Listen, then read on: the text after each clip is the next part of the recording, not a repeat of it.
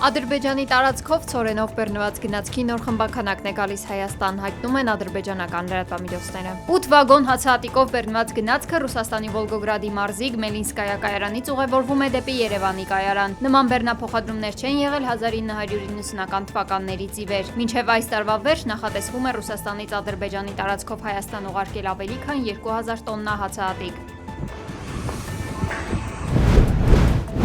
Wizz Air ավիաընկերությունը հաջորդ տարվա հունիսի 12-ից գործարկելու է Երևան-Լոնդոն Երևան երթուղով չվերթներ։ Թռիչքները Զվարթնոց օդակայանից դեպի Լոնդոնի Լյուտոն օդակայան կլինեն շաբաթական 2 անգամ, յուրաքանչյուր երկուշաբթի եւ ուրբաթ։ Հիմա ինչ է ստացվում։ Դուք չեք կարողանում ձեր մարդկանց ապահովեք։ Երևանի ավականու նիստում կրքերը լարվել են, երբ Մայր Հայաստան խմբակցության անդամները արձագանքել են հանրային ձայնի ներկայացուցչի ելույթին։ Իրավիճակը փորձել է հանդարտեցնել քաղաքապետ Տիգրան Ավինյանը, սակայն նրա խոսելու ձևից իրավիճակն ավելի է լարվել։ Շատ եք լոճվում, պարոն Իսկանդարյան, ձեզ նախազգուշացում, պարոն Իսկանդարյան, ձեզ նախազգուշացում, պարոն Հակոբյան, ու ձեզ նախազգուշացում, ու շարունակեք ոգևորվել, ժողովուրդ ջան, նախազգուշացումները կանցնեն այլ մակարդակներ, երբ որ ես ասում եմ շատ եք լոճվում, ուրեմն ճիշտ եմ ասում, որովհետև շատ եք լոճվել, հարգելի գործընկերներ, ու այս ձեր լայնքը հեսա կնեղացնենք, որովհետև դուք ձեր լեզվի այս ելևեջները, դուք մեկ արդեն ոնց որ իրականում խառնում եք։ Ոչ թե միլիոնավոր, այլ միլիարդավոր դրամների պարգևավճար են ստացել Պաշտպանության նախարարության տասնյակ հազարավոր ծառայողներ, հայտարարել է Պաշտպանության նախարարի մամուլի քարտուղար Արամ Թորոսյանը, արձագանքելով մամուլի հրապարակումներին, որ Պաշտպանության նախարարությունում միլիոնավոր դրամների պարգևավճարներ են բաժանվել։ Երևանում ուղևորների 20%-ը չի վճարում տրանսպորտից օգտվելիս եւ մայրաքաղաքը կառավարող իշխանական խմբակցությունը ցանկանում է հասարակական կարգի պահպանման ծառայության համար նոր հաստիքներ ավելացնել, քանի որ ըստ ՔՊԱ-ական ավականու ուղևորցը վճարող ուղևորները դժգոհում են անհավասարությունից։ Ըստ վիճակագրության չեն վճարում դպրոցականներն ու արտասահմանցիները։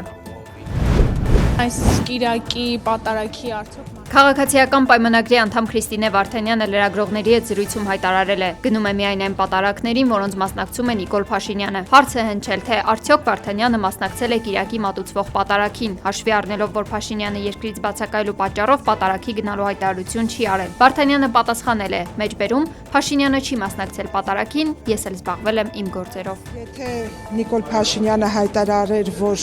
կիրակի օրը լինելու է պատարագ, ես միանշանակ դասընթացի չէի գնա եւ կգնայի այնտեղ, որտեղ ինքը կնշեր, որ պետք է պատարագը անցկացվի։ Ուստի չի նշել, չի ասել, չի գնացել պատարագի, ես էլ չեմ գնացել, ես զբաղվել եմ իմ գործերով։ Հայաստանում ԱՄՆ դեսպանատունը անուղղակի հաստատել է ամերիկյան պարբերականների տեղեկությունները, որ նախագահ Թրամփը հետ է կանչել դեսպան Քրիստինա Քվինին։ Դեսպանատունը հայտարարել է, որ դեսպանը Հայաստանում առաքելությունը կավարտի հունվարի կեսին, ԱՄՆ քաղաքականությունը Հայաստանում փոփոխության չի ենթարկվի։ ԱՄՆ-ն ակնկալում է տեսնել Հայաստանի հետ ռազմավարական գործընկերության հետագա զարգացումը, ինչպես նաև օգոստոսի 8-ին Վաշինգտոնում ստորագրված երկկողմ համաձայնագրերի իրականացումը, նշվում է Երևանում ամերիկյան դեսպանատան հաղորդագրությունում։ Կամբոջայի կանգնեցրած հինդու աստվածության հուշարձանը թայլանդական բանակը ապամոնտաժել է։ Երկրների ինտենսիվ գործողություններ են սկսել միմյանց դեմ։ Ավելի վաղ ԱՄՆ նախագահի միջնորդությամբ նրանք հրադադարի համաձայնագիր էին կնքել։ Վենեսուելական նավթատարների առգրավման ֆոնին երկրի նախագահ Նիկոլաս Մադուրոն կոչ է արել ԱՄՆ նախագահ Դոնալդ Թրամփին կենտրոնանալ ամերիկյան ներքին խնդիրների վրա եւ զբաղվել սեփական գործերով։ Սրան զուգահեռ Միացյալ Նահանգների զինված ուժերը կրկին հարվածել են Խաղաղ օվկիանոսի արևելյան հատվածում թմրանյութ տեղափոխող նավի։ Հարվածի հետևանքով զոհվել է 1 մարդ։ Դանիային պատկանող Գրենլանդիայում Դոնալդ Թրամփը ԱՄՆ հատուկ բանագնաց է նշանակել Լուիզիանայի նահանգապետ Ջեֆ Լենդրիին։ Նախագահի պաշտոնը ստանձնելու հաջորդ օրվանից Թրամփը հայտարարել է իր վարչակազմի նկրտումների մասին կղզու նկատմամբ, ասելով, որ այն Միացյալ Նահանգներին անհրաժեշտ է ազգային անվտանգության համար։ Դանիայի կառավարությանը Թրամփի քայլը հերթական անգամ նյարդայնացրել է։ Այդ երկրի արտգործնախարարը ասել է մեջբերում. «Ես վշտացած եմ նրա հայտարարություններից, որոնք մենք համարում ենք բացարձակապես անընդունելի»։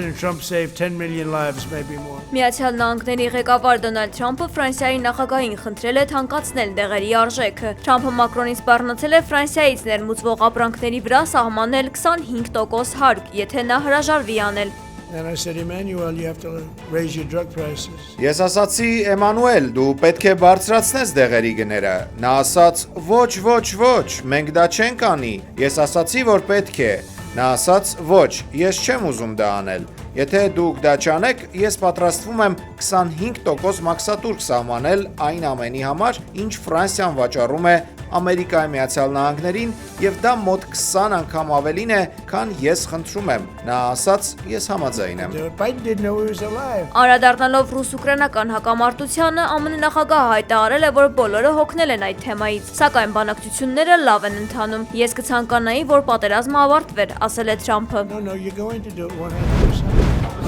Ֆրանսիայի նախագահ Էմանուել Մակրոնը ծննդյան 48-րդ ամյակն անցկացրել է Աբու Դաբիում գտնվող ֆրանսիական ռազմաբազայի զինվորականների հետ։ Կադրերում երևում է, թե ինչպես է նա մարզվում բանակի հետ, Սուրբ ծննդյան ընթրիքին մասնակցում եւ կտրում իր ծննդյան տորթը։ Ավելի վաղ նա Աբու Դաբիում հանդիպել էր շեյխին, քննարկել տարբեր ոլորտներում համագործակցությունները։